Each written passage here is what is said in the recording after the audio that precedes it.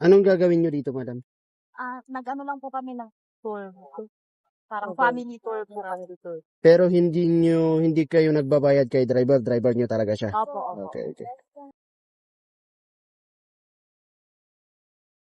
Pauwi na rin po kami mamaya, sir. Kaya, Okay, pero coding po natin, kaya pasensya opo, na. alam po namin, sir, kaso wala, last trip na sana namin sa SM Baguio, pag ano po, lalakarin po namin, kaya sabi niya, Hindi, sakto lang, madam. As you go on to SM Baguio City, nandun yung office namin, i-clear nyo lang yung violation. Para at least paglabas nyo, no problem na tayo. pupunta lang po doon, sir. Yes, sir, may office po kami. Before SM, may police station, bayaran nyo na doon. Okay? So, paano ba yan? Congratulations sa ticket.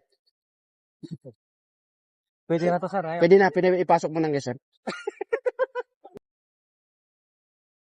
Good morning, sir. Patrolman Traffic Enforcement Unit. Number coding po yung sasakyan natin. Ano po? Number coding nyo po. Number coding. Yes po. Coding po ba? Yes, sir. Pag yan ang ikakabit mo, sir, magiging Monday ang number coding mo. Opo. As long as you are using your conduction sticker, which is ending 5, you will be apprehended on Wednesday. Oh, yes po. Pero ito na po kasi... Yun nga, sir. I'm trying to explain you, whatever attached on the motor vehicle or motorcycle, yun po yung basis namin. So, as long as hindi pa natin yan kinakabit, mahuli ka pa ng Wednesday. Pero pag naman pinalit mo na yung ending 1, on Monday na kayo mahuli, sir. Okay? License, please.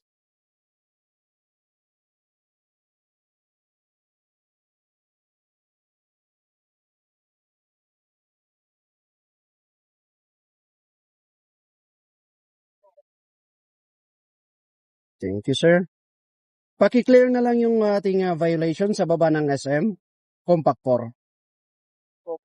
Yes po, yung police station natin dyan. I'll give you 3 days po yung validity ng ating ticket. And kailangan isettle natin to, sir, license mo. And pasensya na sa abala, sir. Thank you.